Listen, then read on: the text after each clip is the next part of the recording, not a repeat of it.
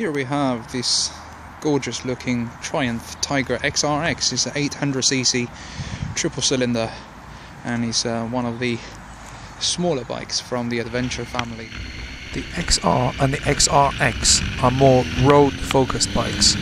Because I'm using the bike mainly for commuting, there's no point going for the XC and the XCX models, because those two have more off-road capabilities. Here are some of my thoughts as an inexperienced rider, only has about a year riding bikes, and I have tried quite a few of these adventure styles. Just watch the acceleration on this.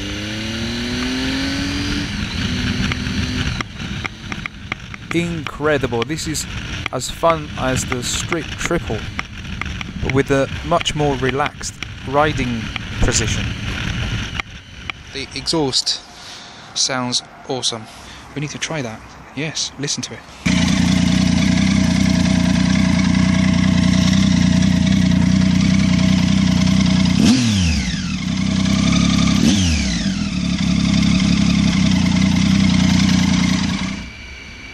It may be a £500 plus option, but God, doesn't he sound good.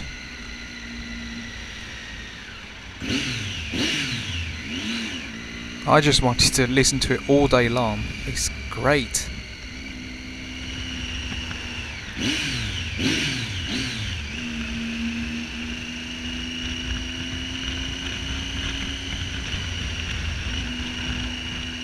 The XRX is a slightly more advanced version, a few more gadgets. As a demonstrator, they put on the heated grips, which works really well. I put it on the high setting, and this is the first time I've ridden a bike with heated grips, and that's a nice luxury.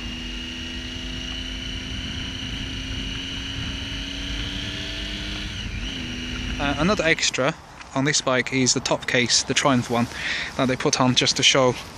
I'm not sure how much it costs, but it will be something like that, if I do go for this bike, I'll get one.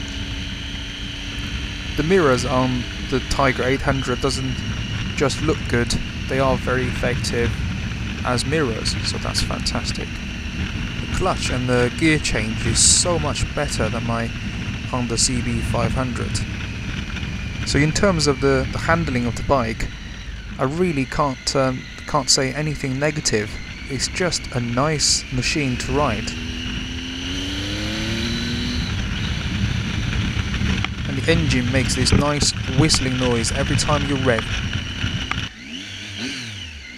Even riding through city traffic, this is more satisfying than the smaller CB500 I've got. I know that's a budget bike, but this is so much fun to ride. At whatever speed.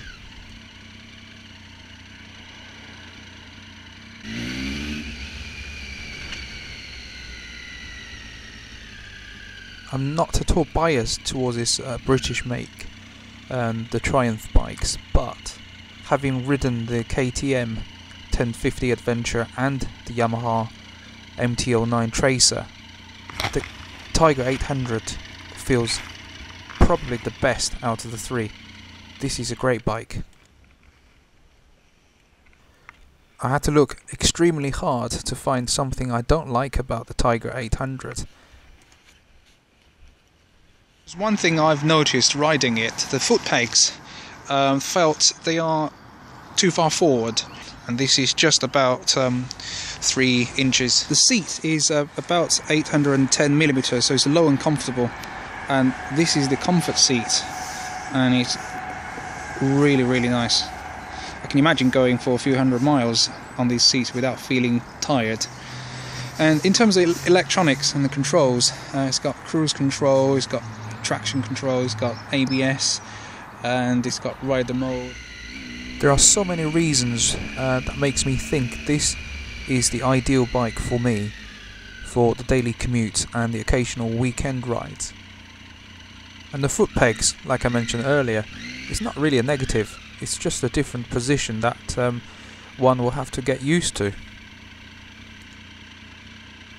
For someone who prefers a low seat height and the confidence it gives you when you stop or slow traffic, the 800 Tiger has the lowest seat height of all adventure bikes. The clutch is so light to use, very easy. This could happen if you're not careful.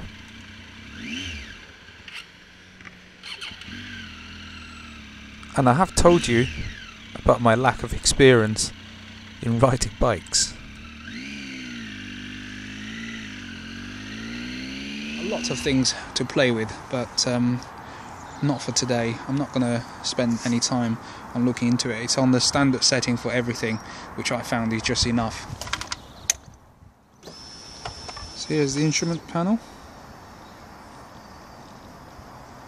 The speed is digital, but the rev counter is analog.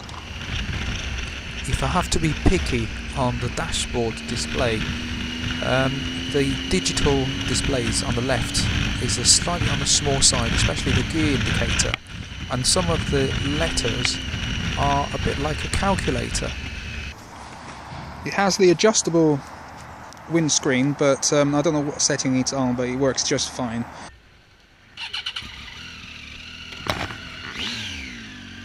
After spending about an hour with the bike, I'm totally convinced why a lot of people have said the Tiger 800 is one of the best bikes on the market.